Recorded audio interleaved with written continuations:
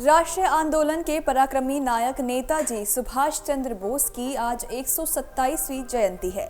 इस खास दिन को पराक्रम दिवस के रूप में मनाया जाता है। सरकार ने साल 2021 में नेताजी सुभाष चंद्र बोस के जन्मदिन 23 जनवरी को पराक्रम दिवस के रूप में मनाने की घोषणा की थी। देश की आजादी की लड़ाई को नई ऊर्जा देने वाले नेताजी का जन्म साल 1897 को ओडिशा के कटक शहर में हुआ था।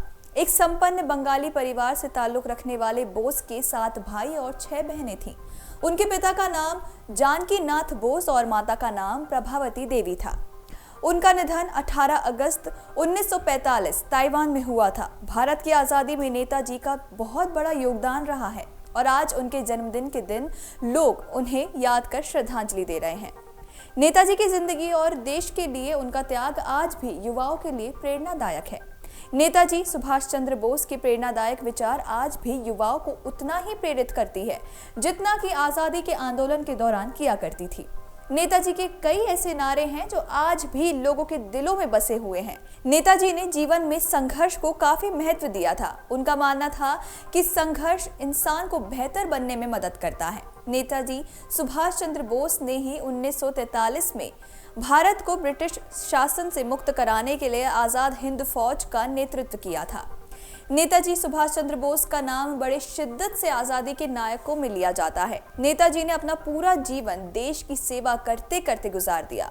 वो उस समय हीरो के रूप में सामने आए थे जब देश आजादी के लिए लड़ाई कर रहा था। उन्होंने ही अंग्रेजों की गुलामी का नकारने के बाद आजाद हिंद फौज की स्थापना की थी और उनकी पूरी जिंदगी किसी फिल्म से कम नहीं है। चाहे उनकी लव लाइफ के बारे में बात करें या फिर अंग्रेजों के खिलाफ खड़े होने की, उनकी जिंदगी के हर पहलू पर एक किस्सा जुड़ा हुआ है।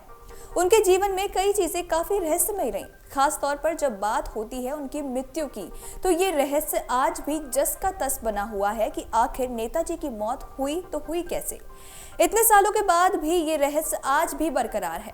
सरकारी दस्तावेजों के मुताबिक बात करें तो नेताजी सुभाष चंद्र बोस की मृत्यु 18 अगस्त 1945 को एक विमान हादसे में हुई थी। रिपोर्ट्स की माने तो हादसे के वक्त तो वो विमान में बैठकर मंचूरिया जा रहे थे। रास्ते में ही विमान लापता हो गया। काफी ढूंढने के बाद भी विमान के बारे में कुछ पता न चल सका। ऐसे में अभी तक ये बात सवाल ही है कि ये एक हादसा था या फिर हत्या की सोची समझी साजिश। इस हादसे के बाद 23 अगस्त को जापान के एक संस्थान ने खबर जारी की थी। इस खबर में ये कहा गया था कि नेताजी का विमान ताइवान में हादसे का शिकार हुआ और इसी हादसे में उनकी मौत भी हो गई थी। उसी वक्त ये खबर सबको सही लगने लगी थी, लेकिन कुछ ही समय के बाद जापान सरकार ने ही इस बात की पुष्टि की कि ताइवान में उस दिन कोई विमान हादसा हुआ ही नहीं था। इस बयान के बाद एक बार फिर से ये सवाल उठने लगा कि जब हादसा हुआ ही नहीं है तो नेताजी आखिर हैं कहां। अप्रैल 2015 में इसी मुद्दे पर आईबी की 2 फाइलें सार्वजनिक हुई थीं। इन फाइलों में बताया गया था कि लगभग 2 दशकों तक आईबी ने नेताजी के परिवार की जासूसी की।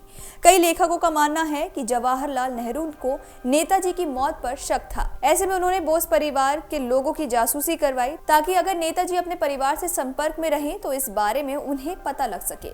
इस मामले के उठने के बाद सरकार ने नेताजी की मौत से जुड़ी 37 फाइलों को सार्वजनिक कर दिया, लेकिन इन फाइलों में ऐसे कोई भी सबूत नहीं मिले जिससे ये साबित किया जा सके कि सुभाष चंद्र बोस की मौत उस विमान हादसे में ही हुई थी। आज भी नेताजी के समर्थकों का ऐसा मानना है कि आजादी के वक्त वो जीवित थे, लेकिन इसका भी कोई सबूत आज तक नहीं मिला है। यही वजह है कि 1945 में विमान हादसे के वक्त नेताजी के साथ क्या हुआ, ये बात आज भी रहस्यमयी बनकर रह गई है। इतने दशक बीत जाने के बाद भी कोई ये पता नहीं लगा पाया है कि उस दिन उनकी मौत हुई भी थी या वो एक हादसा था। अगर आप ये वीडियो YouTube पर देख रहे हैं तो हमारे चैनल को सब्सक्राइब करें और बेल आइकन को दबाना ना भूलें। अगर आप Facebook पर ये वीडियो देख रहे हैं तो हमारे पेज को लाइक करें।